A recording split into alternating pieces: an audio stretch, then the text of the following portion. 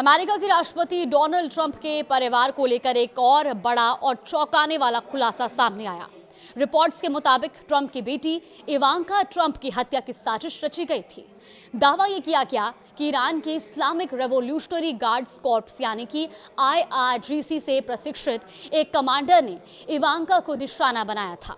New York post की report के अनुसार आरोपी आतंकी मोहम्मद बाकर साद दाऊद अल सादी ने इवांका ट्रंप को मारने की कसम खाई थी। इतना ही नहीं, उसके पास फ्लोरिडा स्थित इवांका ट्रंप के घर का खाका भी मौजूद था। रिपोर्ट में यह भी कहा गया कि इराकी नागरिक अल सादी ट्रंप परिवार को निशाना बनाकर ईरानी सैन्य कमांडर कासिम सुलेमानी की मौत का बदला लेना चाहता था। कासिम सुलेमानी की 6 साल पहले बगदाद में अमेरिकी हमले में मौत हो गई थी और बताया यह जाता है कि अल सादी सुलेमानी को अपना गुरु मानता था। वॉशिंगटन स्थित उसके इराकी दूतावास के पूर्व डिप्टी मिलिट्री अटैची इंतिफाद कनबर ने न्यूयॉर्क पोस्ट को बताया कि सुलेमानी की मौत के बाद अल सादी अक्सर लोगों से कहता था कि हमें इवांका को मारना होगा ताकि ट्रंप के घर को उसी तरह जलाया जा सके जैसे उन्होंने हमारा घर जलाया। अब रिपोर्ट में यह भी दावा किया गया कि आरोपी ने सोशल मीडिया पर इवांका ट्रंप के फ्लोरिडा स्थित घर का नक्शा पोस्ट किया था और उस पोस्ट के साथ ही एक धमकी भरा संदेश भी लिखा गया था। संदेश में कहा गया था कि अमेरिकियों से मैं कहता हूं कि इस तस्वीर को देखो और समझो कि ना तुम्हारे महल और ना ही सीक्रेट सर्विस तुम्हारी रक्षा कर पाएगी। हम फिलहाल निगरानी और विश्लेषण के चरण में हैं।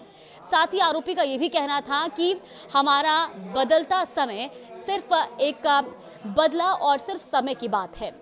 मोहम्मद अल सादी को इराक ईरान आतंकी नेटवर्क का बड़ा चेहरा भी बताया जा रहा है।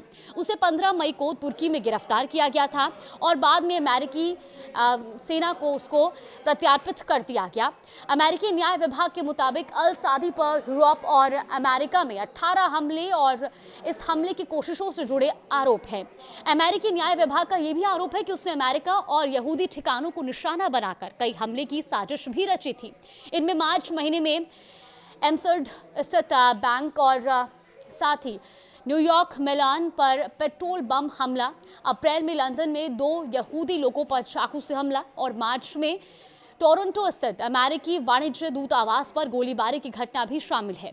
रिपोर्ट में यह भी कहा गया कि अल सादी कासिम सुलेमानी के बेहद करीब था और अपने पिता की मौत के बाद वो सुलेमानी को पिता समान मानने लगा था। अब इस पूरे खुलासे ने अमेरिका की सुरक्षा एजेंसियों और ट्रंप परिवार की सुरक्षा को लेकर नई चिंताएं खड़ी कर दी है।